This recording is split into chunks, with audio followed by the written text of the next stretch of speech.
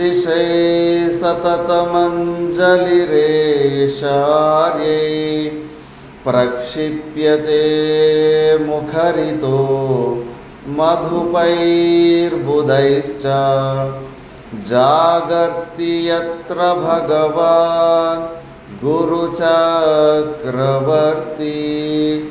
विश्वोदयप्रलयनाटकसूत्रधारी दिशन्तु शम्मे गुरुपादपांसवः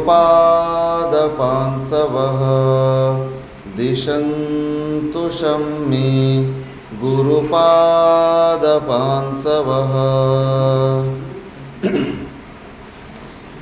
మొట్టమొదట ఆలయం ఒక అధిష్టాత్రి దేవుళ్ళైన రామలింగేశ్వర భగవాన్ సమేత అందరు దేవతలకు ప్రణామం చేస్తూ, అలాగే అర్చనీయ వందనీయ శ్రోత్రియ బ్రహ్మనిష్ట బ్రహ్మలీన శివరామ అవధూతల స్వామివారికి ప్రణామం చేస్తూ, అర్చనీయ వందనీయ శ్రోత్రియ బ్రహ్మనిష్ట బ్రహ్మలీన అడవీశ స్వామిజీ వారికి ప్రణామం చేస్తూ, సభను అలంకరించిన భక్తులందరికీ నారాయణ స్మరణం. మనము మహాభారతం గురించి విచారం చేస్తుంటిమి. ఆ మహాభారతంలో జనమేజయుని సర్పయాగం గురించి మనం విచారణ చేస్తుంది. ఆ సర్పయాగము చేసి ఎందుకు ఆ పాముల మీద పగ తీర్చుకోవాలని జనమేజయునికి అనిపించిందని, వాళ్ళ నాన్న పరీక్షిత్తుని తక్షకుడు అనే ఒక పాము కావాల్సి కన్నా బతికే అవకాశం ఉన్నప్పటికీ చంపడానికి ప్రయత్నించాడు. ఆ తక్షకుని వల్లనే నాన్న చనిపోయాడని తెలిసి కోపంతో ఆ సర్పయాగాన్ని చేస్తాడు. ఆ సర్పయాగంలో ఉత్తంకుడి గురించి మనం తెలుసుకున్నాము. ఉత్తంకుడే జనమేజయునికి ఈ వృత్తాంతాన్నంతా స్మరణకు తెప్పిస్తాడు. మళ్ళా జనమేజయుడు మంత్రులను అడిగి ఇదంతా నిజమేనంటే అవును నిజమే అని వాళ్ళు అంటారు. సరే అని ఇలా జనమేజయుడు ఇంకా ఆ పెద్ద యాగానికి పాములు విపరీతంగా ఎవరినంటే వాళ్ళని ఖర్చేస్తుంటాయి. అప్పుడు ఒక ఋషి కూతురును కూడా, ప్రమతి అనే ఒక ఋషి కూతురును కూడా ఖర్చేసి ఉంటాయి. అందుకే ఋషులకు కూడా కోపం ఉంటుంది. వాటి ఒక అహంకారాన్ని అణిచివేచాలని చెప్పేసి, అందుకే అందరి సమ్మత్తముతోటి బ్రహ్మదేవుని ఒక ఆశీర్వాదంతో కూడా ఆ జనమేజయుని సర్ప యజ్ఞము స్టార్ట్ అవుతుంటుంది. మొత్తం పాములన్నీ ఇంకా నశించిపోతే కన్నా మళ్ళా ప్రకృతిలో మళ్ళా ఎకాలజీ మెయింటైన్ కాదని చెప్పేసి కొన్నన్నా బతికి ఉండాలని చెప్పేసి బ్రహ్మదేవునిది నిర్ణయం అలాగే ఉంటుంది. దాన్ని ఆస్తికుడనే ఒక బ్రాహ్మణుడు వచ్చేసి ఆ సర్పయాగాన్ని ఆపేస్తాడు.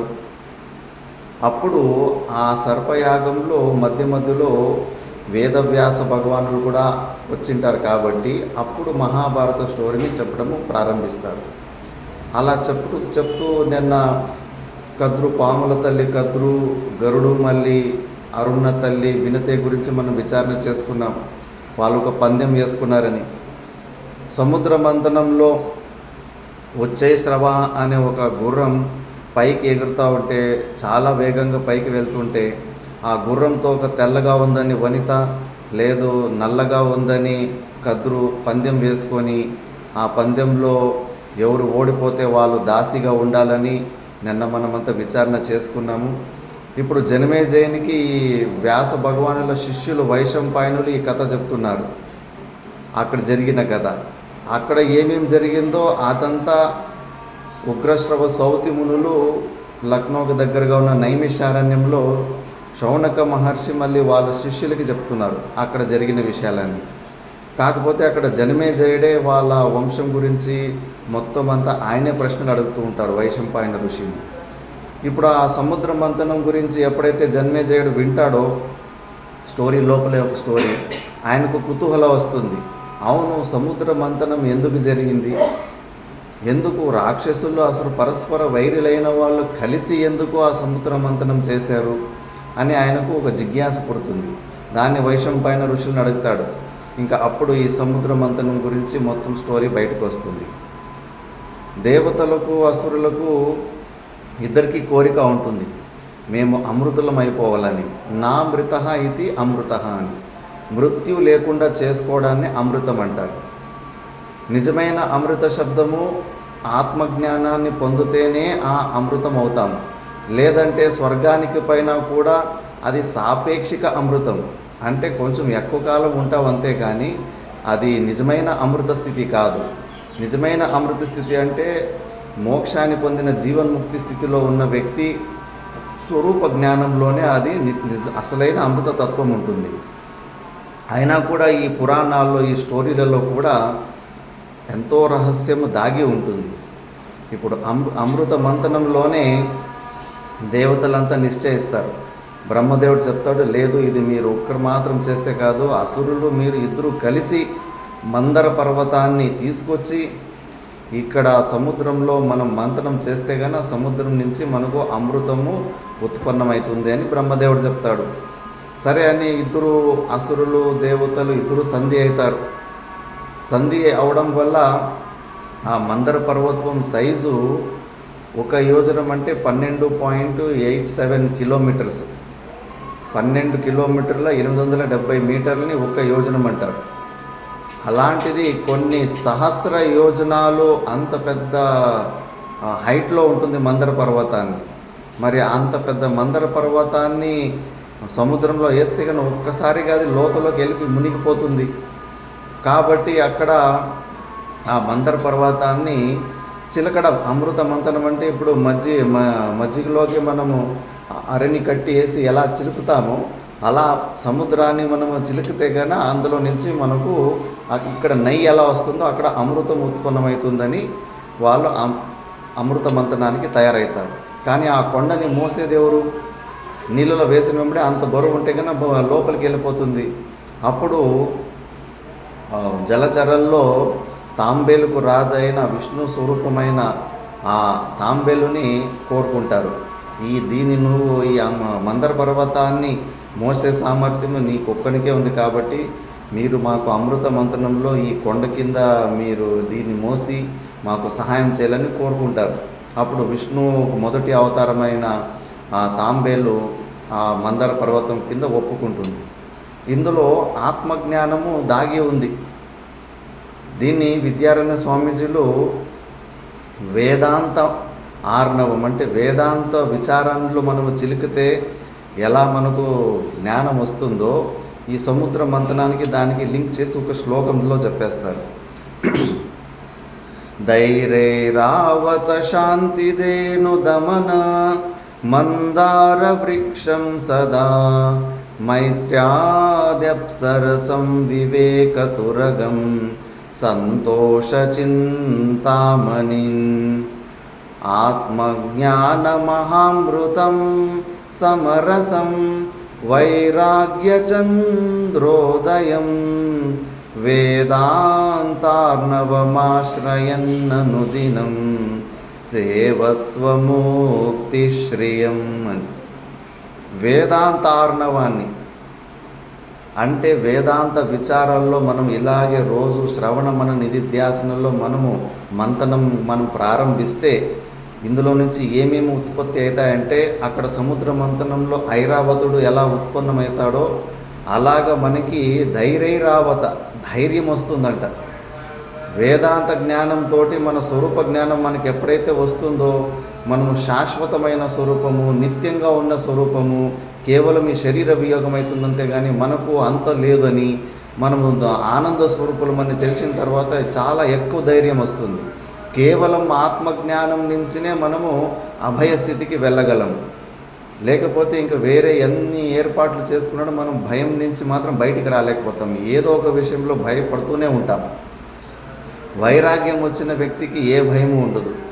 అందుకే భర్తృహరి మహారాజ్ అంటారు, భోగే రోగ భయం కులే చ్యుతి భయం విత్తే నృపాలాద్ భయం మానే దైన్య భయం బలే రిపు భయం రూపే జరాయా భయం శాస్త్రే వాద భయం గుణే ఖల భయం కాయే కృతాంతాద్భయం సర్వం వస్తు భయాన్వితం భువి నృణాం వైరాగ్యమేవా భయం, వైరాగ్యమేవా భయం. ఈ ప్రపంచంలో భృవి నినాం అంటే మనుషులకు ఈ భూలోకంలో అన్ని భయాన్ని ఉత్పత్తించేవే అని. ఒకే ఒక వస్తువు మాత్రం మనకు అభయాన్ని ఇస్తుందంట. ఏదంటే వైరాగ్యం అని. భోగే రోగ భయం. భోగాలు అది తినాలా ఇది తినాలా అనిపిస్తూ ఉంటుంది. అది నాలుక మీద ఉన్నంతసేపే ఆనందం. గొంత దిగి కిందికి పోయిందంటే అన్ని ఇబ్బందులే సృష్టి చేస్తుంది. అది లేనిపోని ఇబ్బందులు. భోగాలు చేస్తే కన్నా రోగం వస్తుందనే భయం ఉంటుంది. కులేచుతి భయం. లోకవాసన. లోకానికి అనుకూలంగా మనము సరిగ్గా వ్యవహారం చేయకపోతే లోకం నన్ను తిరస్కరిస్తుంది, నన్ను ఎవరు యాక్సెప్ట్ చేయరు అని దానికి భయపడి ఎన్నో ఇది చేస్తుంటాం. ఎన్నో శక్తికి మించిన పనులు కూడా సమాజానికి భయపడి చేస్తుంటాం. కూతురు పెళ్ళి తక్కువ ఖర్చులో చేస్తే ఊరందరూ ఏమనుకుంటారో అని చెప్పేసి ఆ లోక వాసనకు భయపడేసి అప్పో సొప్పైన పరుల శక్తికి మించి ఆ లోకానికి భయపడి చేస్తూ ఉంటాం. మళ్ళీ విత్తేన్ రిపాలాద్ భయం. డబ్బులు ఎక్కువ ఉందనుకో ఇన్కమ్ ట్యాక్స్ భయం. ఇన్కమ్ ట్యాక్సే కాదు, అన్ని భయాలు వచ్చేస్తాయి. డబ్బులు ఉంటే కన్నా బంధువులే వచ్చి అప్పడుగుతారు. ఇచ్చినా సమస్యలే, మళ్ళీ తిరిగి ఇయ్యరు. ఇవ్వకపోయినా సమస్యలే. నీ దగ్గర బాగా డబ్బులు ఉన్నాయి అని ఇవ్వకుండా పోతే కూడా పెద్ద సమస్య ఉంటుంది. అలా ఎన్నో ఇన్కమ్ ట్యాక్స్ అయితే కానీ ఇప్పుడైతే జిఎస్టీ రూపంలో ఎక్కడా వదిలిపెట్టరు. బ్యాంకుల నుంచి ఏసి తీసావంటే కానీ కట్ చేసేసి ఉంటారు. కాబట్టి విత్తే రిపాలాద్ భయం. మళ్ళీ రూపే బలే రిపు భయం. బలవంతునికి ఇంకో బలవంతుడి మీద భయం ఉంటుంది ఎప్పుడు. సింహం కూడా అంతే. సింహానికి ఏ ప్రాణి ద్వారా కూడా భయం ఉండదంట. కానీ అది ముందు నడుచుకొని పోతా ఉంటే ఎక్కువ తిరిగి చూసేది అదే. ఎందుకంటే ఇంకుగా బలమైన సింహం ఏమన్నా నా టెరిటరీకి వస్తుందని దానికి భయం ఉంటుందని. అట్లా బలంగా ఉంటే కన్నా నాకన్నా బలంగా ఎవడన్నా తయారవుతున్నాడంటే వాడి మీద భయం వేస్తూ ఉంటుంది అన్ని ఫీల్డ్లో కూడా. మళ్ళీ రూపే జరాయ భయం. యవ్వన అవస్థలో ఉన్నోళ్ళు వయసు అయిపోతున్నారంటే కన్నా ముఖం అంతా బ్రింకల్స్ వస్తున్నాయంటే కన్నా భయపడుతుంటారు. అందుకే భారతదేశంలో కాస్మెటిక్స్ బ్యూటీ పార్లర్లు ఎక్కువ పెద్ద బిజినెస్. కోట్ల బిజినెస్. అంత క్రీములకి దానికి దీనికి. ఎందుకంటే అందరూ యువకులుగానే సుందరంగానే కనిపించాలని చూస్తున్నారు. మిస్ యూనివర్స్ ఇవన్నీ అవార్డులు ఊరికే అందంగా ఉన్నారని భారతదేశం వాళ్ళకి ఇస్తలేరు. భారతదేశం వాళ్ళకి ఇస్తే కన్నా వాళ్ళ ద్వారా అడ్వర్టైజ్మెంట్లు చేసుకొని ఈ క్రీములు అవి ఇవి అమ్ముకోవచ్చు అని చెప్పేసి విదేశీయులు అలా వాళ్ళు ఇది చేస్తుంటారు. రూపే జరాయ భయం. రూపం ఉన్నోళ్ళు వయసు అయిపోతుంది కదా అని భయపడుతూ ఉంటారు. శాస్త్రీయవాద భయం.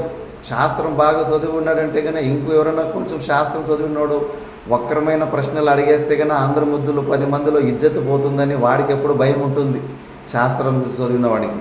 గుణే కల భయం. చిన్నప్పటి నుంచి ఏదో మంచి పేరు తెచ్చుకొని సమాజంలో బతికిన వ్యక్తికి ఎక్కడ చెడ్డ పేరు వచ్చేస్తుందని భయపడుతూ ఉంటాడు. మళ్ళీ కాయే కృతాంతాద్ భయం.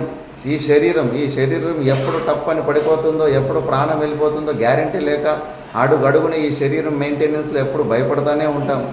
అందుకే ప్రతి ఒక్క వస్తువు ఉపలక్షణంతో ప్రతి ఒక్క వస్తువు ఈ ప్రపంచంలో మనకి భయాన్ని తెప్పించేవి. కానీ ఒకే ఒకటి ఉంది, ఆ వైరాగ్యం అనేది మనకు అభయాన్ని ఇస్తుందంట. మరి వైరాగ్యం ఎప్పుడు వస్తుంది? నీకు ఆత్మజ్ఞానం మీద కోరిక ఉన్నప్పుడు, మళ్ళీ ఇంకోసారి జనన మరణ చక్రాల్లోకి నేను ఇంకోసారి రాకూడదు అనే దృఢ నిశ్చయం వచ్చి నువ్వు మోక్షం కోసం ప్రయత్నం చేసినప్పుడు, విషయాలలో దోష దర్శనం చూసినప్పుడు అప్పుడు నీకు వైరాగ్యం ఉత్పన్నమవుతుంది. అప్పుడు నీకు అలాంటి అభయస్థితి వస్తుంది. అందుకే ఈ వేదాంత విచారణ చేస్తే నీకు అక్కడ అరణ్యమంతంలో ఐరావతం ఎలా పుట్టిందో సముద్ర మంతనంలో ఇక్కడ నీకు ధైర్యం పుడుతుంది. మళ్ళా శాంతిదేనుదమన మందార వృక్షం సదా. శాంతి ముఖ్యంగా అందరూ శాంతి కోసమే అంత కష్టపడుతున్నాం. కానీ ఆ శాంతి బయట ఎక్కడా లేదు. కేవలం శ్రవణ మన నిధ్యాసనంలోనే ఉంది. నువ్వు ఎవరో తెలుసుకోవడంలోనే నీకు శాంతి తెలుస్తుంది. ఉప్పు బొమ్మ సముద్రం లోతుని తెలుసుకోవడానికి పోయి స్వయంగా సముద్రం ఎలా అయిపోతుందో, మనము పరమాత్ముడు అంటే ఎవరు, నేనంటే ఎవరు, జీవుడంటే ఎవరు, దాని గురించి మంచిగా విచారణ చేసి తెలుసుకునే ప్రయత్నంలోనే మనం కూడా అదే అయిపోతాము. కాబట్టి శాంతి మన స్వరూప జ్ఞానంలోనే ఉంటుంది. ఆ ప్రయత్నాల్లోనే శాంతి దొరుకుతుంది. బయట మాత్రం ఎక్కడ శాంతి లేదు. మరి మైత్రాది అప్సరసం, మైత్రాది అంటే సమాధి షట్క సంపత్తులు. మోక్షానికి అధికారం కావాలంటే వివేకత్వము, వైరాగ్యము, ముముక్షుత్వము, సమాధి షట్క సంపత్తులు కావాలి. ఇప్పుడు అవి సపరేట్గా మనం ప్రయత్నం చేస్తూ ఉంటే కానీ చాలా కష్టం ఉంటుంది అవన్నీ పొందాలంటే. అదే నువ్వు శ్రవణ మన నిధ్యాసలు వేదాంత విచారణ చేస్తూ ఉంటే నీకు 20% ఉన్న వైరాగ్యము 100% వరకు పెరుగుతూ ఉంటుంది. సాధన చతుష్టి సంపత్తులు కూడా ఆటోమేటిక్గా వేదాంత విచారంలోనే పూర్తి అయిపోతాయి. మళ్ళీ వివేక తురగం, అక్కడ ఉచ్చైశ్రవ అనే గుర్రం ఎలా సముద్ర మంత్రంలో ఉత్పన్నమవుతుందో ఇక్కడ వివేకం అనే గుర్రము అంటే మన బుద్ధి చాలా తీక్ష్ణత అయిపోతుంది. వేదాంతాన్ని మనం కొద్దిగా శ్రవణం చేస్తూ ఉంటే ఈ ప్రపంచము, బతుకంటే ఏంటి, జీవితం అంటే ఏంటి, ఒక అవుట్లైన్ మనకు తెలిసిపోతుంది. ఈ ప్రపంచ తత్వాల గురించి సంపూర్ణంగా తెలిసిపోయిన తర్వాత వివేకం చాలా తెలివితేటలు ఎక్కువవుతాయి. అందుకే వివేకానందుడు శిష్యులకి ఎవరు సాధన చేస్తూ ఉన్నారు, ఎవరు సాధన చేస్తారని చెక్ చేయడానికి ఆలుగడ్డలు ఇస్తాడు. ఆలుగడ్డలు ఇచ్చి పైన పొట్టు తీయమని పరీక్ష పెడతాడు. అదేదో కాంపిటీషన్ అనుకుని కొంతమంది బాగా ఫాస్ట్గా తీసేసి ఎక్కువ కండని కొంతమంది తీసేసి ఉంటారు, కొంతమంది మచ్చలు వదిలిపెట్టేసి ఉంటారు. ఒక ఇద్దరు మాత్రం నీట్గా ఎక్కువ కండని తీసుకుంటే మీదున్న పొట్టును మాత్రము ఒక కూడా మచ్చ లేకుండా నీట్గా తీసి ఉంటారు. ఆ నీట్గా తీసిన వాళ్ళు 2 ఆలుగడ్డలు తీసుకొని వీళ్ళిద్దరే సాధన చేస్తున్నారు, మిగతా వాళ్ళు సరిగ్గా సాధన చేస్తలేరని చెప్పేస్తారు. కుశలత, నువ్వు నిజమైన సాధన చేస్తా అంటే నువ్వు చేసే ప్రతి ఒక్క పనిలో కూడా కనిపిస్తూ ఉంటుంది అక్కడ సాధన. తక్కువ పరిశ్రమంతో ఎక్కువ లాభాలు ఇచ్చేలాంటి పనులే చేస్తారు. వేదాంతం చదువుతూ ఉంటే బ్రెయిన్ చాలా షార్ప్ అయిపోతుంది. బాగా విచారణ చేసి ఏదన్నా పనులు చేస్తూ ఉంటారు. ప్రతి ఒక్క పనిలో కూడా మనము సాధన ఏంటి అని తెలిసిపోతుంది. యావ రేంజ్ అధికారి అని తెలిసిపోతూ ఉంటుంది. మా బుద్ధి చాలా మందంగా ఉందా, తీక్ష్ణంగా ఉందని వాళ్ళు చేస్తున్న పని పర్ఫెక్షన్లోనే తెలిసిపోతూ ఉంటుంది. అలాగా వేదాంత విచారణ చేస్తే, మంథనం చేస్తే మనకు వివేకం ఆ గుర్రంలాగా బయటకు వస్తుంది. ఆత్మజ్ఞాన మహా అమృతం, అక్కడ అమృత కలశంలో ఎలా బయటకు వచ్చిందో ధన్వంతరి ఆ కుండను తీసుకొని అక్కడ బయటకు వస్తాడో సముద్ర మంథనంలో, ఇక్కడ మనకి ఆత్మజ్ఞానం అనే అమృతం ఉత్పన్నమవుతుంది వేదాంత విచారణ చేస్తున్నప్పుడు. వైరాగ్యము, అక్కడ చంద్రుడు పుడతాడు సముద్ర మంథనంలో, చంద్రుడు పుట్టినట్టుగా ఇక్కడ మనకు వైరాగ్యము వైరాగ్య చంద్రోదయం. ఎప్పుడైతే నువ్వు వేదాంత ఆర్ణవాన్ని అంటే వేదాంత విచారంలో నువ్వు అరణి మంథనం చేస్తూ ఉంటావు, రోజు శ్రవణం చేస్తూ ఉంటావు, సత్సంగాలు వింటూ ఉంటావో నీకు ఇవన్నీ కూడా సంపత్తులు వస్తాయని. ఈ జ్ఞానాన్ని ఆ సముద్ర మంథనంలోనే లింక్ ఉంది. సముద్ర మంథనం అంటే ఏదో ఒక స్టోరీ కాదు, మనలోనే జరుగుతూ ఉంది, మన లోపలే ఉన్నాయి. అసురులు అంటే ఏంటి? అసుహు అంటే ఇంద్రియాలు. అసుసు రమంతే ఇది అసురాహ, ఇంద్రియాలలో ఎవరు రమిస్తుంటారో వాళ్ళే అసురులు.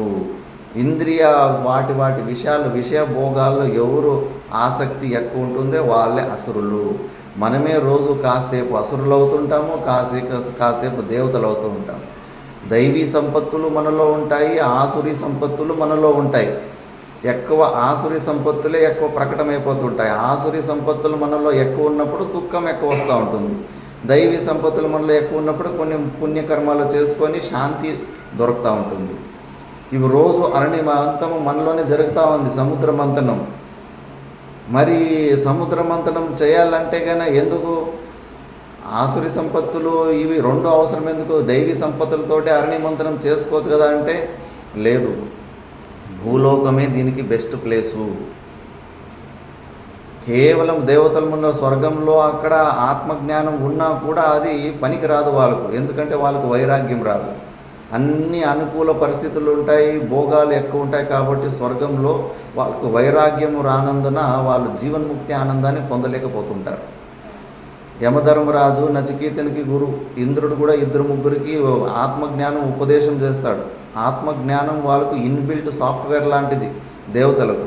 ఆ ఆత్మజ్ఞానం ఉన్నా కూడా ఆ జీవన్ముక్తి ఆనందాన్ని పొందలేకపోతారు. రాగద్వేషాలు భయంతో జీవితం గడుపుతూ ఉంటారు దేవతలు కూడా. అందుకే అందరూ కూడా తరిస్తుంటారంట భూలోకంలోకి జన్మం తీసుకోవాలి. ఎందుకు అంటే భూలోకంలో వైరాగ్యము చాలా సులభము, ఎందుకంటే కష్టాలు ఉంటాయి కాబట్టి వైరాగ్యం చాలా తొందరగా వస్తుంది, విరక్తి తొందరగా వస్తుంది. అందుకే భూలోకంలో శుభైరాప్నోతి దేవత్వం నిషిద్ధైరాప్నోతి నారకీంతనం పుణ్యపాపాభ్యాం ఉపాభ్యాం మానుషం లభతే అవశః. ఎక్కువ పుణ్యం ఉన్న వాళ్ళు స్వర్గానికి పోతారు, ఎక్కువ పాపము చేసుకుంటే నరకానికి పోతారు. రెండు మిక్స్ ఉన్నప్పుడే భూలోకానికి వస్తారు. అందుకే భూలోకంలో ఉన్న ప్రతి ఒక్క మనిషిలో కూడా పాపం పుణ్యము నిమిత్తాలు ఉంటాయి. కాబట్టి రెండు ప్రకారాలైన ఆసురి సంపత్తి దైవీ సంపత్తులు రెండు మనలో ఉంటాయి కాబట్టి ఇదే మనకు ఈ భూలోకంలోనే బ్రహ్మజ్ఞానాన్ని పొందడానికి బెస్ట్ ప్లేసు. ఇక్కడ అద్దంలో మన ప్రతిబింబం చూసుకున్నంత ఈజీ భూలోకంలో. కేవలం ఆ అద్దం ఏదన్నా అద్దము ధూళితోటి కప్పి ఉంటే కానీ మన ప్రతిబింబం మన రూపం మనం ఎలా చూసుకోలేమో, ఆ అద్దాన్ని కొంచెం క్లీన్ చేసుకుంటే మన రూపము మనం స్పష్టంగా ఎలా చూసుకోగలము. అలాగే మన బుద్ధినే ఇక్కడ మనకి అద్దం, మన అంతఃకరణం. మన అంతఃకరణాన్ని మనం శుద్ధి చేసుకుంటే మన ప్రతిబింబ రూపంలో జీవభావంలో నుంచి బింబాన్ని మనము బింబ జ్ఞానం గురించి మనము పొందొచ్చు. భూలోకంలో తర్వాత బ్రహ్మలోకంలే ఛాయా తపయోరివ బ్రహ్మలోకే అంటారు. బ్రహ్మలోకంలో కూడా మనము మన నీడని ఎంత వేరువేరుగా చూసుకోవచ్చో అంత వేరువేరుగా ఆత్మతత్వాన్ని అనాత్మతత్వాన్ని చూసుకునే అంత వివేకం ఉంటుందంట బ్రహ్మలోకం. అందుకే ఆత్మజ్ఞానాన్ని పొందడానికి భూలోకము మళ్ళీ బ్రహ్మలోకమే బెస్ట్. మిగతా లోకాల్లో అంత గంధర్వలోకము దేవలోకములంతా బురద నీళ్ళలో మన ముఖం చూసుకునేటంట. బురద నీళ్ళలో ఏదో కొద్దిగా కనిపిస్తుంది కానీ స్పష్టంగా మన స్వరూపం మనకి కనిపించదు. కాబట్టి అది మోక్షానికి మంచి ప్లేస్ కాదు. అందుకే ఈ మనుష్య జన్మల్లోనే ఇదే బెస్ట్ ప్లేస్ మోక్షాన్ని పొందడానికి. మళ్ళీ ఆ మందర పర్వతాన్ని ఎవరు మోసారు? కూర్మావతారుడైన విష్ణు పరమాత్ముడు. తాంబేలు దేనికి ప్రతీకం? కూర్మోంగానివ సర్వశః భగవద్గీతలు. ఎవరైతే ఇంద్రియ నిగ్రహం చేసుకో ఉంటారో, ఇంద్రియ నిగ్రహానికి కూర్మం ప్రతీకం. ఎప్పుడైతే నువ్వు ఆత్మజ్ఞానాన్ని పొందే ప్రయత్నం చేస్తుంటావో నువ్వు నీ ఇంద్రియాలను నువ్వు నిగ్రహం చేసుకోవాలి. ఎప్పుడైతే నువ్వు ఇంద్రియ నిగ్రహం చేసుకుంటావో అప్పుడు నువ్వు నీలో ఉన్న విచారము ఆత్మతత్వం గురించి నువ్వు ప్రయాణము స్టార్ట్ చేయగలవు. ఫస్ట్ ఇంద్రియ నిగ్రహం ఉండాలి. ఇంద్రియ నిగ్రహం ఉన్నప్పుడు కాసేపు దైవీ సంపత్తులు మంచి మంచి మంచి బుద్ధులు మంచి మంచి ఆలోచనలు వస్తూ ఉంటాయి. మళ్ళా కాసేపు ఆసురి సంపత్తులు వస్తూ ఉంటాయి. వీటి మధ్యలోనే నువ్వు నీ సాధన చేసుకుంటూ ఉండాలి. దాన్ని స్టోరీ రూపంలో మహాభారతంలో మా ఋషులు ఏదో ఒక రోజు విచారణ తెలుసుకొని దీన్ని ఫస్ట్ స్థూల రూపంలో స్టోరీ తెలుసుకొని దాని తర్వాత సూక్ష్మ రూపంలో దీని రహస్యాన్ని తెలుసుకొని ఇలాంటి పురాణాలు మహాభారతాలు రచించారు. ప్రతి ఒక్క స్టోరీ వెనకాల కూడా ఇదే ఉంటుంది. శ్రీమద్ భాగవత మహాపురాణంలో కూడా అంతే. అందులో అంతా స్టార్టింగ్లో అంతా స్టోరీలు కొట్టే తిట్టే తెచ్చే ఇవే ఉంటాయి స్టార్టింగ్లో అంతా. అలాగే చెప్తూ 11వ అధ్యాయం ఏకాదశ స్కందం వచ్చేసరికి అక్కడ మొత్తము బ్రహ్మజ్ఞానం గురించే ఉంటుంది. దత్తాత్రేయుల సంవాదము, ఉద్ధవుని సంవాదము, ఇవన్నీ కూడా బ్రహ్మజ్ఞానం గురించి అక్కడ ఉంటుంది. ఏదో ఒకటి చేసి కథల ద్వారానో స్టోరీల ద్వారానో మోక్షానికి అర్హులుగా చేయాలని మన ఋషులు చేసిన ప్రయత్నాలు ఇవన్నీ. అందుకే ఇప్పుడు మహాభారతంలో అరణిమంతం దేవతలు రాక్షసులు ఇద్దరు కలిసి నిశ్చయం చేసుకుంటారు అరణిమంతం చేయాలని చెప్పేసి. మరి దానికి అంత పెద్ద పర్వతానికి తాడు కావాలంటే కూడా కష్టం కదా. అప్పుడు ఈ వాసుకి అనే పాము అంత పెద్దగా పొడవుగా ఉంటాడు కాబట్టి వాసుకిని రిక్వెస్ట్ చేసుకుంటారు, నువ్వే తాడులాగా దీనికి పని చేయాలని చెప్పేసి. సరే అని ఇంకా వాసుకి ఒప్పుకుంటారు. ఇంద్రదేవుడు వజ్రాయుధంతో ఆ కొండ వికారంగా ఉంటుంది, దాన్ని ఒక కట్టిలాగా మంచిగా అరణి మంతనం చేయడానికి రెడీ చేస్తాడు. దాని తర్వాత రాక్షసులు అసురులు ఇద్దరు ఇంకా అరణి మంతనాన్ని స్టార్ట్ చేస్తారు. ముందంతా ఏమేమో ఆయుర్వేదిక్ చెట్లు అవి ఇవన్నీ ఉత్పన్నం అవుతూ ఉంటాయి. ఇంకా అలాగే మంతన చేస్తూ ఉంటారు. కాసేపు తర్వాత చంద్రుడు ఉదయమవుతాడు. ఉదయమై పైన ఆకాశంలోకి పోతూ ఉంటారు. లక్ష్మీదేవి ఉదయమవుతుంది.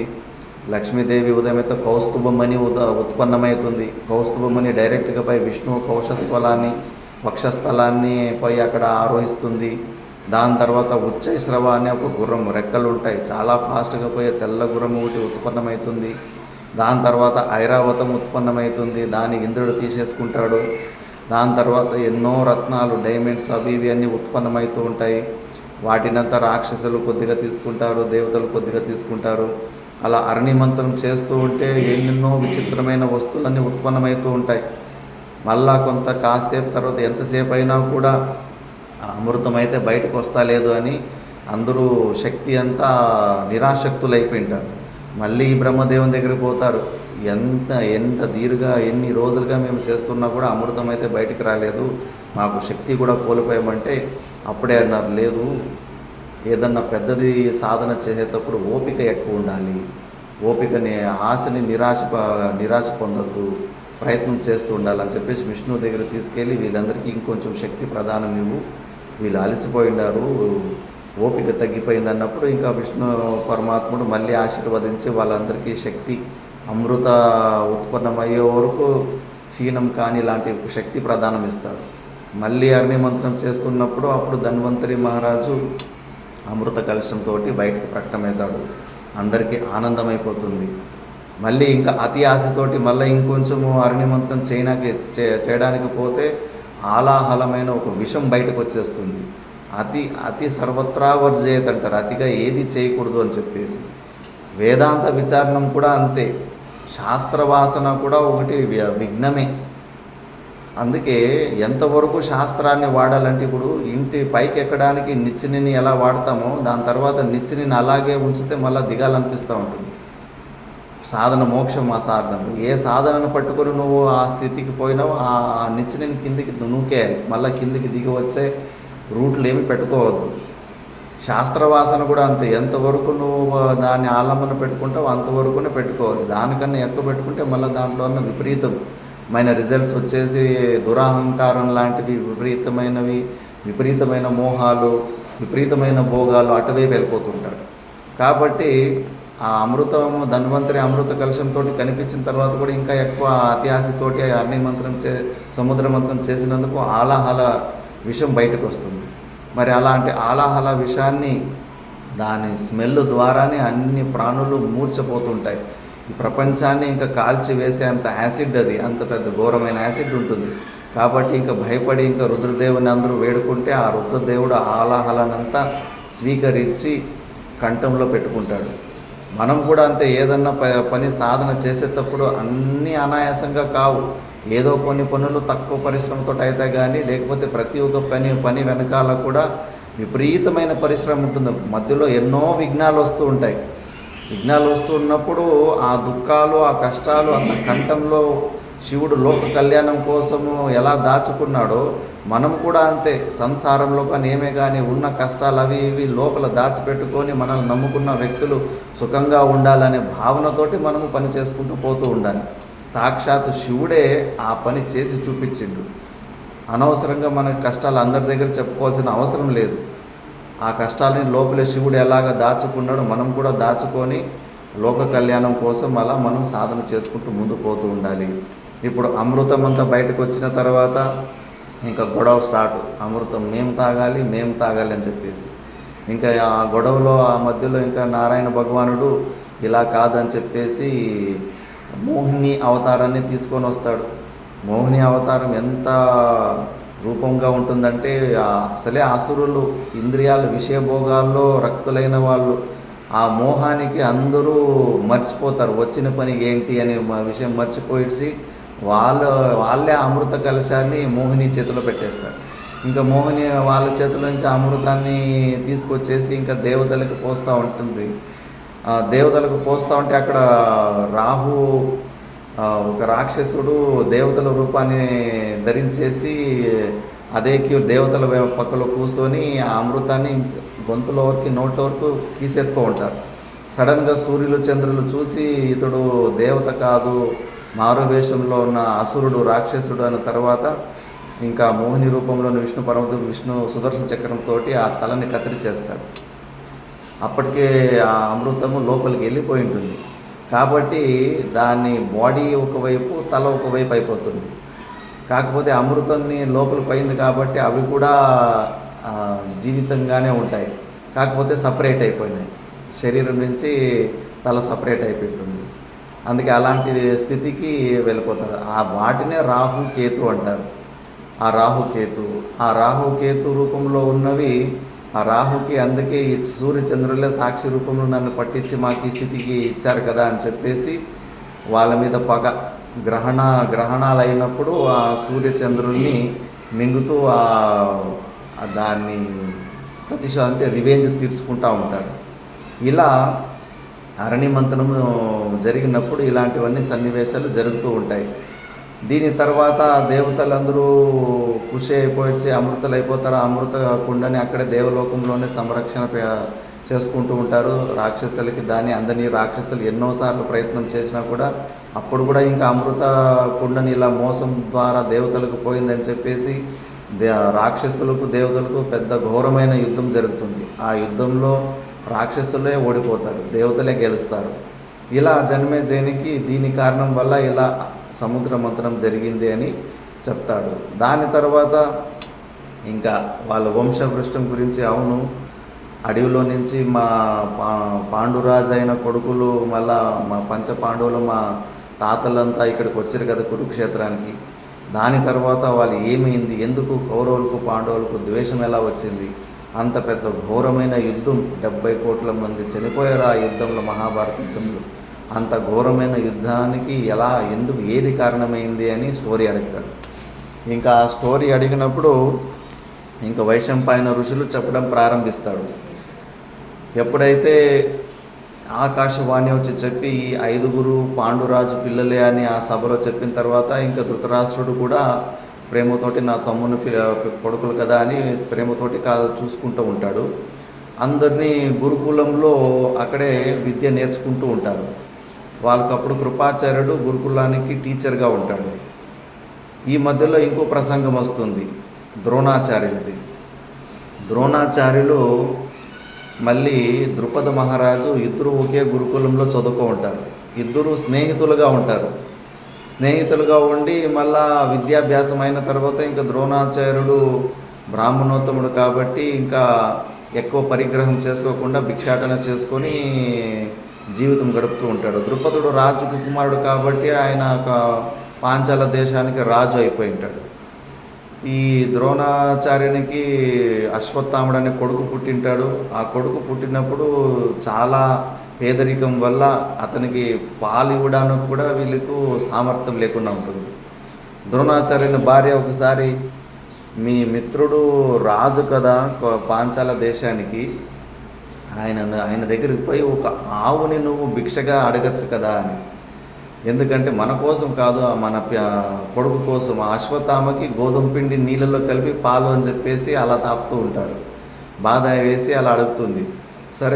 సరేలే మన కోసం కాకపోయినా మన బిడ్డ కోసమైనా పోయి నా మిత్రుడు ఆ మాత్రం నాకు సహాయం చేయలేడు అని చెప్పేసి బాగా కాన్ఫిడెన్స్ తోటి ద్రుపదరాజు దగ్గరికి వస్తాడు.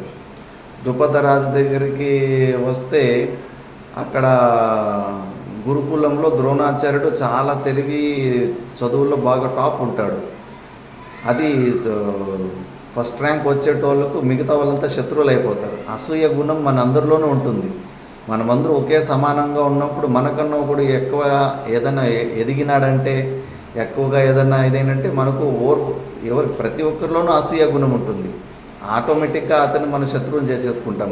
మనం ఓరలేని గుణంతో ఇంకా అతనికి మనం శత్రువులాగానే లోపలంతా అలాంటి భావనే తెచ్చుకో ఉంటాం. ఇతడు టాప్ 1లో ఉండేవాడు కాబట్టి ద్రోణాచార్యుడు అప్పుడు మిత్రుడిలాగా ఉన్నప్పటికీ లోపల ద్రోణాచార్యుని మీద ద్వేషమే ఉంటుంది.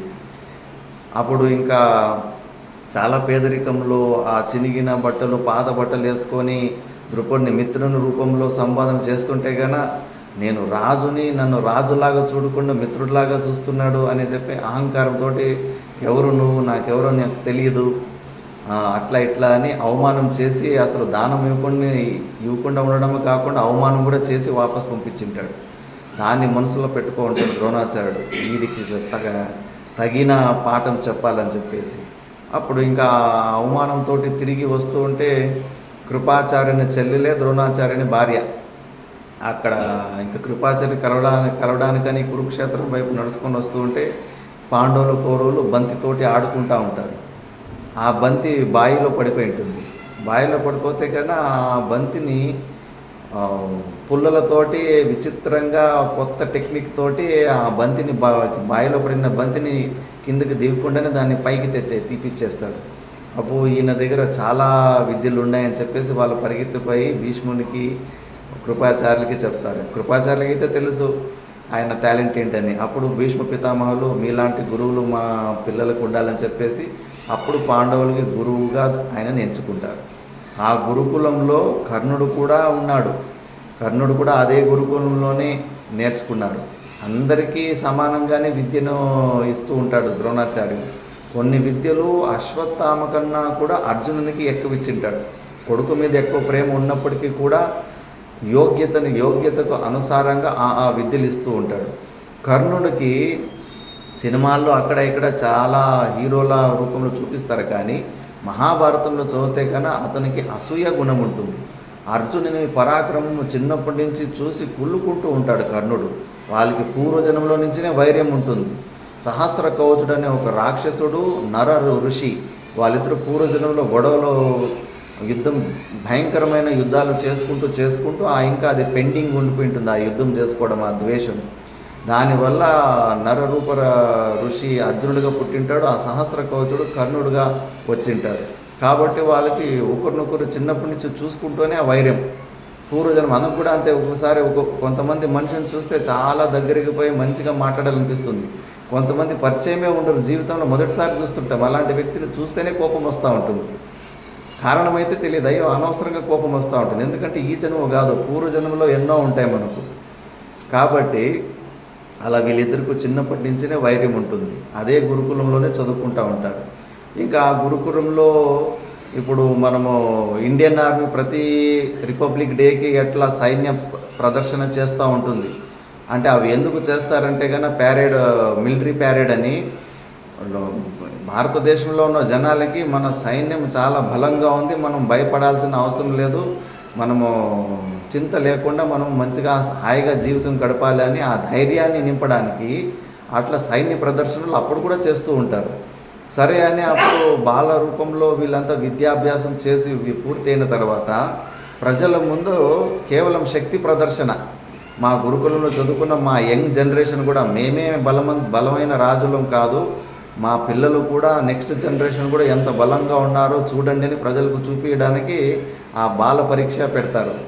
ఆ బాల పరీక్ష పెట్టినప్పుడు ఇంకా భీముడికి దుర్యోధనుడికి సమానమైన గదా యుద్ధంలో ఎవరు ఓడిపోరు. ముఖ్యంగా బలం రూపంలో భీమునికి ఎక్కువ బలం ఉన్నప్పటికీ దుర్యోధనుడు అభ్యాస బలముతోటి భీమునికి సమంగా ఉంటాడు. అభ్యాసము చేయడంలో దుర్యోధను నుంచి కూడా మనం దాన్ని ఇన్స్పిరేషన్ తీసుకోవచ్చు. భీముని ఉక్కు విగ్రహాన్ని తయారు చేపించి రోజు ఉదయం లేచి అభ్యాసం చేస్తూ ఉంటాడు. దుర్యోధనకి బలము అభ్యాసము ద్వారా వచ్చింటుంది, మళ్ళీ భీమునికి అయితే పుట్టుకతోనే వచ్చింటుంది. కాబట్టి పరిశ్రమలో ఎక్కువ దుర్యోధనుడే చేసింటాడు. కాబట్టి అక్కడ యుద్ధంలో ఎవరు గ్రేట్ అనేది అప్పుడు తెలియదు. ఇంకా ధనుర్యుద్ధంలో అర్జునుడు చాలా శ్రేష్ఠుడు అన్న విషయం అక్కడ బయటపడిపోతూ ఉంటుంది.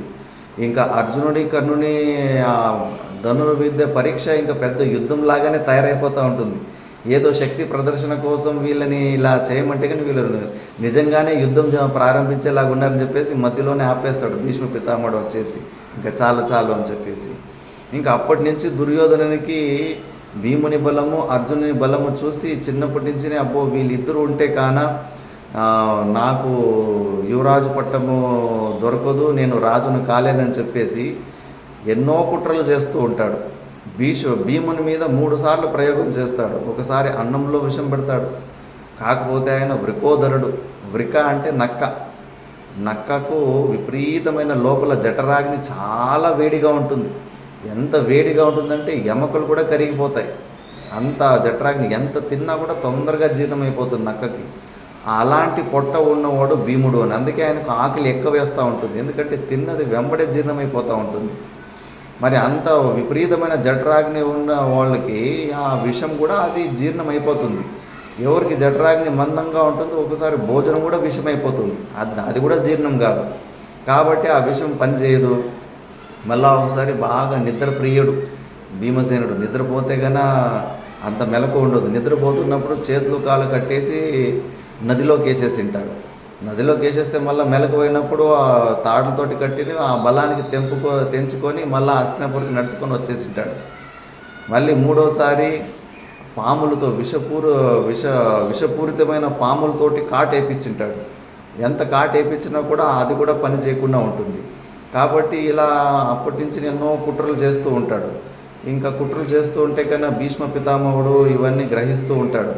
ఎందుకు ఇంట్లో ఉన్న యుద్ధము మళ్ళీ వివాదాలకి దారి తీస్తుందని చెప్పేసిందును కొన్ని రోజులు మీరు దూరంగా కొంచెము రెస్ట్ తీసుకోండి అని చెప్పేసిందును అందులో కూడా కుట్ర ఉంటుంది. లక్క ఇల్లు కట్టించింటాడు. లక్క ఇల్లు వ్యాక్స్ తోటి కట్టించింటారు. అది కూడా వీళ్ళని పాండవుల్ని సజీవంగా దహించి చంపేయాలనే ఉద్దేశంతోనే కొన్ని అట్లా 1 సంవత్సరం వరకు ఆ లక్క ఇంట్లో దూరంగా అక్కడ ఉంచేసి ఇక ద్వేషం తగ్గుతుంది అని చెప్పేసి ఆ లక్క ఇంట్లో ఉండమని పంపిస్తారు. విదురుడు అక్కడే శ్లోక రూపంలో చెప్పేస్తాడు. ఫారెస్ట్ ఫైర్ అయినప్పుడు, అడవి అగ్గి ఎక్కువైనప్పుడు ఏ ప్రాణి బతుకుతుంది? అన్ని ప్రాణులు, పెద్ద పెద్ద ప్రాణులన్నీ అగ్గికి దొరికి చనిపోతాయి. కానీ ఒక ఎలక మాత్రము ఫారెస్ట్ ఫైర్ అయినప్పుడు, అడవి అగ్గిలో ఉన్నప్పుడు అది మాత్రం చావు. ఎందుకంటే అది సొరంగం చేసుకుని లోపలికి వెళ్ళిపోతుంది కాబట్టి ఆ అగ్గి దాన్ని ఏమి చేయలేదు.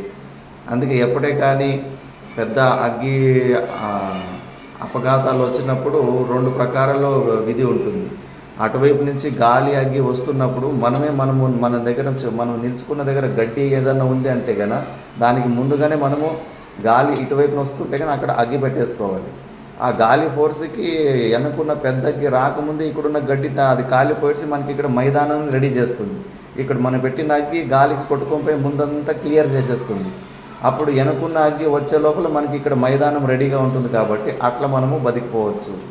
లేదంటే కనుక సాధ్యమైతే కనుక సురంగాలు తోడుకొని మనం భూమిలోకి వెళ్ళిపోతే కనుక పైన ఉన్న అగ్గి మనల్ని ఏమీ చేయలేదు. ఇలాంటి శ్లోకం ద్వారా యుక్తిని ఇచ్చింటాడు.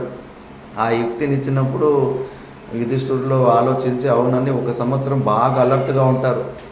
అలర్ట్గా ఉండి ఇంక ఎన్ని రోజులని మనం అలర్ట్గా ఎప్పుడైనా వాళ్ళు అవి నిప్పి పెట్టేయచ్చు అని చెప్పేసి ఆ సంవత్సరం లోపల పెద్ద సొరంగమూటి తోడి రెడీగా చేసుకో ఉంటారు.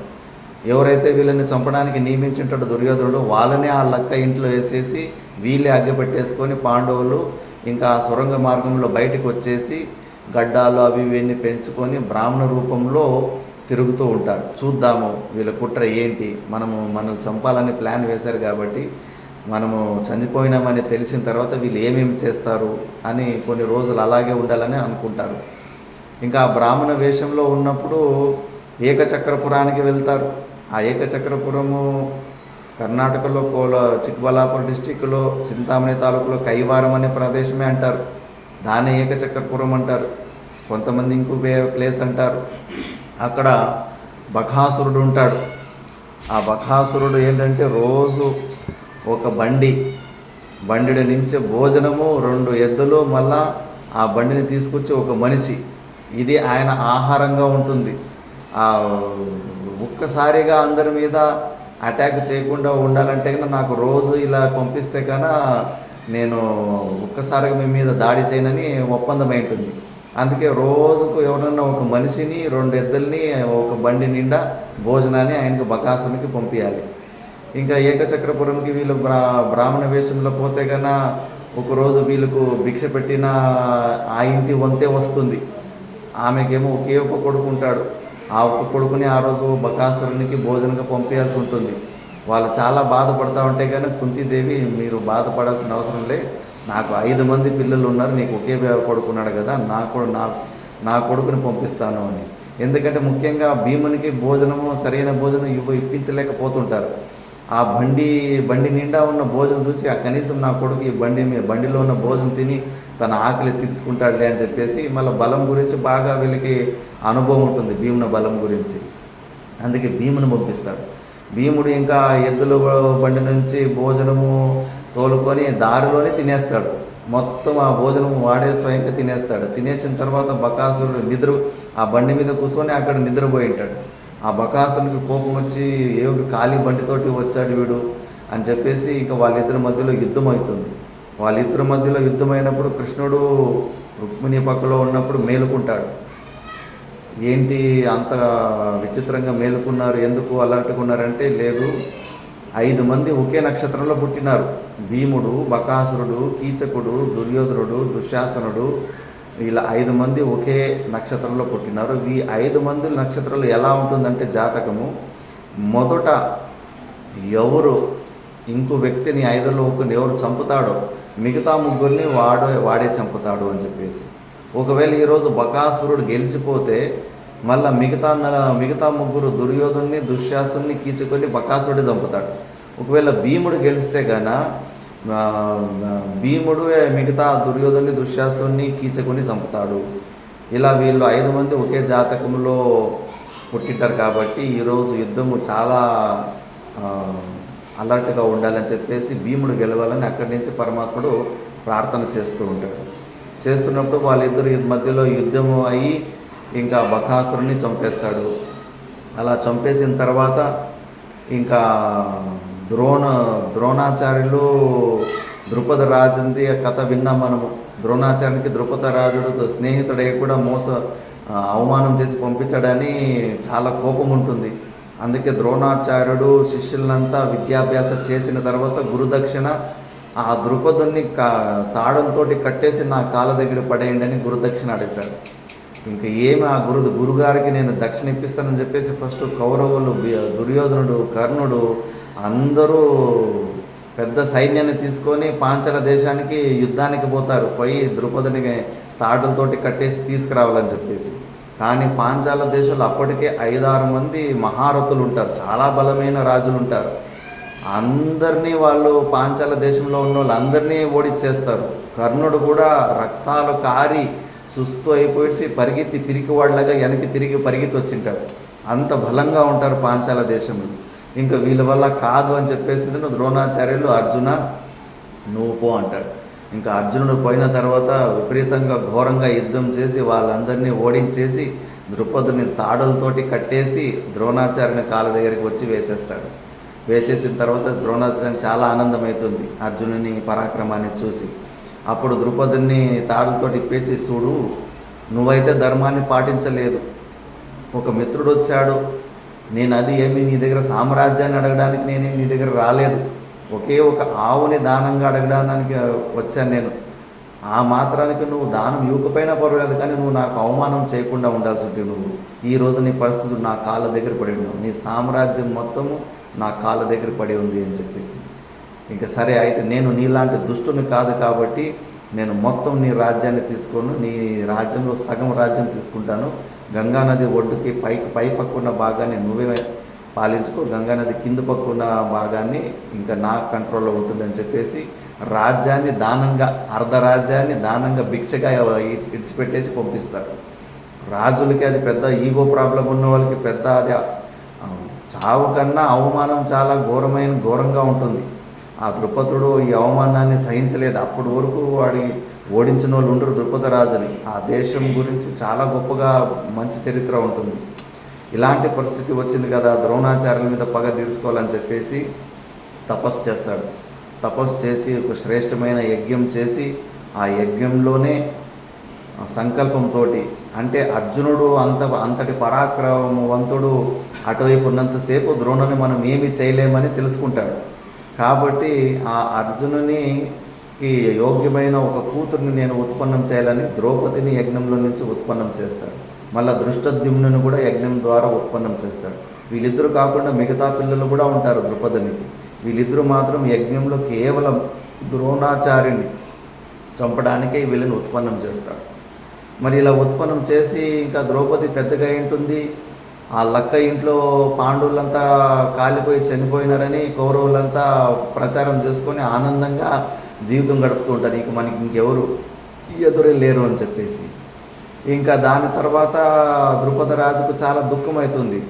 ఏంటి ఋషులు నాకేమన్నా మోసం చేశారా, ఇలాంటి యజ్ఞం చేస్తే కన్నా తప్పకుండా అర్జునుడిని వరించచ్చు నువ్వు అని చేశారు, ఇప్పుడు చూస్తే పాండవులు చనిపోయారని వార్త వస్తుంది, వాళ్ళు ఎక్కడ కనిపిస్తానో లేరు, సంవత్సరం పైకి అయిపోయింది అంటే మళ్ళా ఋషులు దివ్య దృష్టితోటి చూస్తారు, లేదు ఇంకా పాండవులు చావలేదు, మారు వేషంలో ఉన్నారు. మరి నేను ఎలా కనుక్కొని ద్రౌపదిని అర్జునునికి ఇచ్చి పెళ్లి చేసుకోవాలా, అర్జునుని అల్లుడుగా పొందాలనే ఉద్దేశం. అంటే లేదు, మీకు ఒక టెక్నిక్ మేము చెప్తాము, ఒక మత్స్య యంత్రాన్ని మేము తయారు చేస్తాము, నువ్వు ద్రౌపది స్వయంవరాన్ని నువ్వు ప్రకటించు. ఆ మత్స్య యంత్రము కేవలం ఆత్మజ్ఞానం ఉన్న వ్యక్తి, ఇంద్రియ నిగ్రహాలు, పంచ ఇంద్రియాలని నిగ్రహం చేసుకున్న వ్యక్తే దాన్ని కొట్టగలడు. ప్రతిబింబాన్ని చూసి బింబాన్ని కొట్టాలి. కింద నీళ్ళలో చేప ప్రతిబింబాన్ని చూసి పైన ఉన్న చేపని 5 బాణాలతోటి ఒకేసారి కొట్టాలి. ఆ తెలివితేటలు ఇప్పుడున్న క్షత్రియులలో భీష్మునికి, ద్రోణునికి, అర్జునునికే ఉన్నాయి. మిగతా వాళ్ళకి దగ్గర లేవి తెలివితేటలు. భీష్ముడు, ద్రోణుడు వయసు అయిపోయింది కాబట్టి వాళ్ళు స్వయంవరానికి రారు, వచ్చిన ప్రేక్షకులుగా వస్తారు. కానీ ఈ వయసులో వాళ్ళు పెళ్ళి, భీష్ముడు ఏంటో ప్రతిజ్ఞ చేసాడు పెళ్లి చేసుకుని.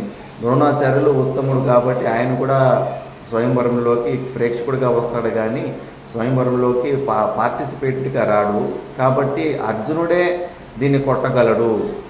ఈ రూపంలో నువ్వు ప్రకటిస్తే కానీ తప్పకుండా అర్జునుని మనము కనుక్కోవచ్చు అంటారు. సరే అని అలాగే చేస్తారు. ఆ మత్స్యంత్రాన్ని పిలిచే ద్రౌపది చాలా సుందరంగా ఉంటుంది, దివ్యంగా ఉంటుంది. కాబట్టి ప్రతి ఒక్క రాజు వచ్చింటాడు, శల్యుడు కూడా వచ్చింటారు. ఇంకా అందరూ ప్రయత్నాలు చేస్తారు. ఆ బాణానికి తాడు కట్టడమే ఎంత కష్టంగా ఉంటుందంటే ఆ బాణానికి ప్రత్యించిన ఆ తాడును కూడా కట్టలేకపోతారు. కర్ణుడు వస్తాడు, కర్ణుడు ఆల్మోస్ట్ దగ్గర వరకు దాన్ని వంచుంటాడు బాణాన్ని. కాకపోతే లాస్ట్లో ఒక్క ఆవగింజంత గ్యాప్లో దాన్ని చేర్చలేకపోతాడు. మళ్ళీ అది వదిలిపెట్టినప్పుడు బాణము స్ప్రింగ్ లాగా కొట్టేసరికి కింద పడిపోతూ ఉంటారు. దాన్ని చూసి మిగతా రాజులందరూ నవ్వుతూ ఉంటారు. అందరూ రాజులు నవ్వుల పాలైపోయింటారు. ఫస్ట్ జరాసంధుడు, శిశుపాలుడు వీళ్ళందరూ కూడా ప్రయత్నం చేస్తారు. ఎవరు ప్రయత్నం చేసినా కూడా ఎవరి వల్లనూ కాదు. లాస్ట్కి కర్ణుడి మీద అందరికీ కొన్ని ఆశలు ఉంటాయి. బహుశా కర్ణుడు దీన్ని కొట్టగలడేమో అని చెప్పేసి. కాకపోతే కర్ణుడు కూడా ఆ దారం కూడా ఎక్కిలేకపోతాడు. ఇంక తర్వాత ఇంకెవరు లేరా అని ప్రకటన చేసినప్పుడు బ్రాహ్మణ రూపంలో వస్తారు. ఈ అర్జునుడు బ్రాహ్మణ వేషంలో ఉంటాడు. అందరూ నవ్వుతారు, ఈ బ్రాహ్మణుడు, క్షత్రియులు మేమే దాన్ని కొట్టలేకపోతాం, ఈ బ్రాహ్మణుడు కొడతాడా అని చెప్పేసి. సరే అని వల్ల అర్జునుడు చూస్తే దాన్ని అనాయాసంగానే ఆ దారాన్ని ఎక్కించేసి 5 బాణాలని ప్రతిబింబంలో చూసి ఆ మత్స్య యంత్రాన్ని కొట్టేస్తాడు. కొట్టేసేసరికి మిగతా క్షత్రియులకి విపరీతమైన అవమానం అయిపోతుంది. మమ్మల్ని పిలిపించి ద్రుపదుడు ఇలా అవమానపరుస్తాడా? ఒక బ్రాహ్మణం చేతిలో ఇలా ఏదో టెక్నిక్ మోసంతో మాయాజాలమైన ఇలాంటి స్వయంవరంలో ఇలాంటి పరీక్షలు పెడతాడా? ఏదో గదా యుద్ధమో అలాంటివి స్ట్రైట్ ఫార్వర్డ్ పెట్టాలి కదా. ఇంత విపరీతమైన టెక్నాలజీతో కూడుకున్న ఇలాంటి యంత్రం పెట్టాడేంటి? కావలసి కన్నా ఏదో మన క్షత్రియులను అవమానం చేయడానికి ఇలా చేశాడని చెప్పేసి ఇంకా యుద్ధానికి రెడీ అయిపోతారు. యుద్ధానికి రెడీ అయిపోతే ద్రుపదుడు కూడా మరి అంతమంది క్షత్రియులు వాళ్ళు అంతమంది ఒక్కసారి ఎదురయ్యేసరికి ఇంకా ఈ బ్రాహ్మణ రూపంలో ఏదైతే వచ్చింటారో అర్జును వైపే పరిగెత్తి వస్తాడు. పరిగెత్తి వచ్చేసరికి బ్రాహ్మణ రూపంలో ఉన్న భీముడు కానీ వీళ్ళ దగ్గర ఏ అస్త్రాలు లేకపోయినా కూడా భీముడు పెద్ద పెద్ద చెట్లు పీకేసి దాన్నే గదలాగా చేసుకొని భయంకరమైన యుద్ధం చేసేస్తాడు. అక్కడ యుద్ధం చేసేసరికి అబ్బో వీళ్ళేదో బ్రాహ్మణులు అనుకుంటే కన్నా మమ్మల్ని ఉదికి ఆరేస్తారు కదా అని చెప్పేసి క్షత్రియులు కూడా డౌట్ వస్తుంది. వీళ్ళు కర్ణుడు ఈ బ్రాహ్మణ రూపంలో ఉన్న అర్జునుని యుద్ధం చేస్తూ మధ్యలోనే డౌట్ వచ్చి అడుగుతాడు, ఎవరు నువ్వు? ఇలాంటి ధనుర్వేదము ఒక అర్జునుడు తప్పితే ఈ ప్రపంచంలో ఎవరి దగ్గర లేదు. నువ్వు బ్రాహ్మణుడువా అర్జునుడువా అని కర్ణునికి డౌట్ వస్తుంది. అయినా నోరు విప్పి చెప్పడప్పుడు సరే అని ఇంకా యుద్ధం విపరీతంగా ఘోరంగా స్టార్ట్ అయ్యేసరికి ఇక కృష్ణ పరమాత్ముడు లేచి సుదర్శన చక్రాన్ని చూపిస్తాడు. కూర్చుంటారా చంపేయాల అందరినీ అని. అప్పుడు కృష్ణ పరమాత్మునికి భయపడి అంతా ఆ యుద్ధం అక్కడికి ఆగిపోతుంది. తర్వాత ద్రౌపదినికి ఏమో సాటిస్ఫాక్షన్ లేదు. ఏదో అర్జునుడు ఇంకా ద్రౌపది పోయేసి ఆ వరమాల బ్రాహ్మణ రూపంలో ఉన్న అర్జునుడికి వేసేసి ఉంటుంది, కానీ ఆయన అర్జునుడు అనే విషయం తెలియదు. ద్రౌపదినికి సాటిస్ఫాక్షన్ ఉండదు.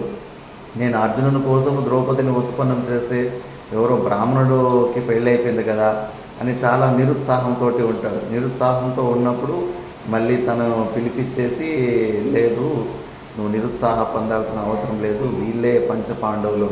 అవునా, నాకు అప్పుడే డౌట్ వచ్చింది మీ పరాక్రమం చూసి, నాకు అప్పుడే వచ్చింది అని చాలా సంతోషపడతాడు. అబ్బా టెన్షన్గా రిలాక్స్ అయిపోతాడు. రిలాక్స్ అయిపోయిన తర్వాత ఇంకా ద్రౌపదిది కొంచెం వృత్తాంతం ఉంటుంది. ప్రతిరోజు భిక్షను తీసుకొని వచ్చి తల్లి దగ్గరికి చమ్మా ఇలా భిక్షను తీసుకొచ్చాము అంటే, ఎందుకంటే ఆ బ్రాహ్మణ వేషంలో ఉన్నప్పుడు ఏది బయట నుంచి తెచ్చినా భిక్ష అని పేరు పెడతారు.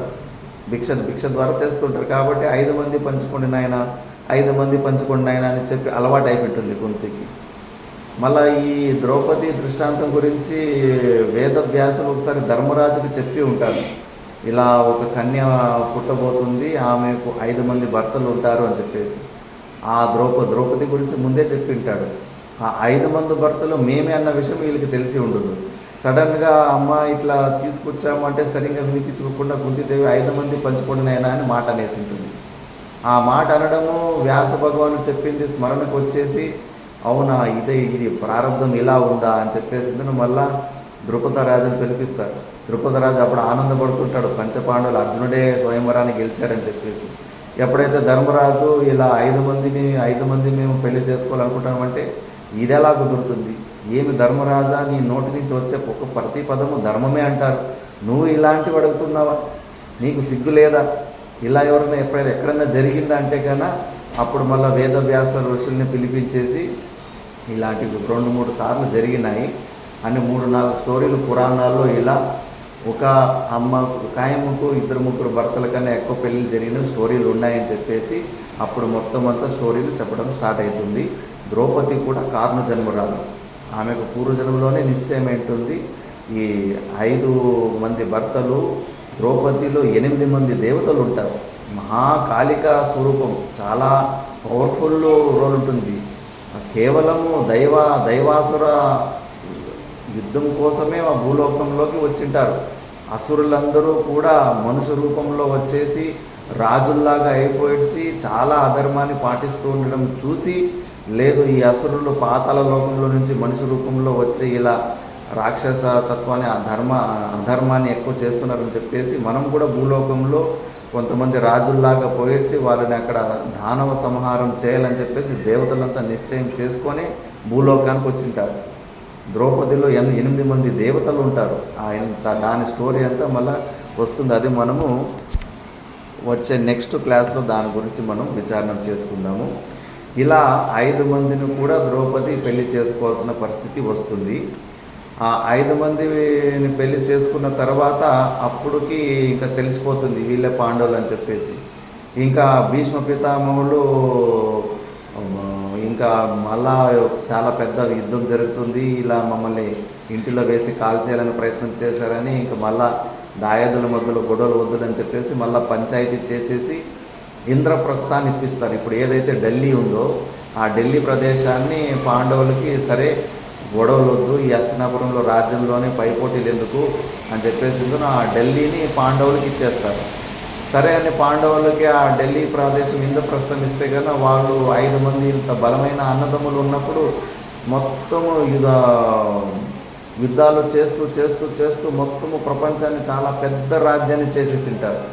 ఒక్కొక్క దిక్కుకు ఒక్కొక్క తమ్ముడిని పంపించేసరికి అందరూ యుద్ధంతో గెలుచుకొచ్చేసి మొత్తం ఇడీ ప్రపంచంలో ముఖ్యంగా అటు ఇరాన్ వరకు మొత్తం భారత ఖండాన్ని వాళ్ళ రాజ్యంగా చేసుకో ఉంటారు. దుర్యోధనునికి లోపలే కుమిలి సస్తూ ఉంటాడు. ఇంకా అంతంతా అయిన తర్వాత ఒకసారి మయుడు అనే ఒక రాక్షసుడు సహాయంతో ఒక మయసభను నిర్మిస్తాడు. అందుకే ఎప్పుడన్నా మనకు సంపత్తులు ఎక్కువ ఉన్నప్పుడు దాన్ని ఎక్కువ చూపించుకోకూడదు, చూపించుకుంటే ఇంకోళ్ళు దృష్టి పడుతుంది. దృష్టి పడినప్పుడు ఇంకా దానివల్ల మళ్ళీ అనర్థాలు జరుగుతాయి. ఆ మయసభలో విపరీతమైన సంపత్తి ప్రదర్శనలు చేపిస్తాడు. రాజసూయ యజ్ఞంలో కూడా ఆ సంపత్తిని చూసి ఆ రాజసూయ యజ్ఞంలో దుర్యోధనుడు అందరూ ఆనందపడుతుంటే దుర్యోధనుడు సన్నగా అయిపోయింటాడు.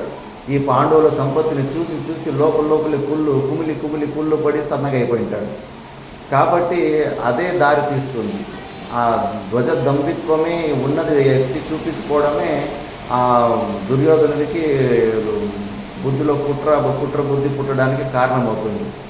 దాని కారణం వల్లనే మళ్ళా అంత పెద్ద మహాభారత యుద్ధానికి కారణమవుతుందని అది ముందు స్టోరీ వస్తుంది. అది మనము రేపటి సత్రంలో మనము తెలుసుకుందాం.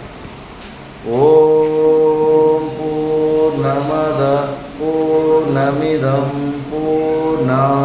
పూర్ణముదచ్యతే పూర్ణస్య పూర్ణమాదాయ పూర్ణమేవావశిష్యతే. ఓం శాంతి శాంతి శాంతి.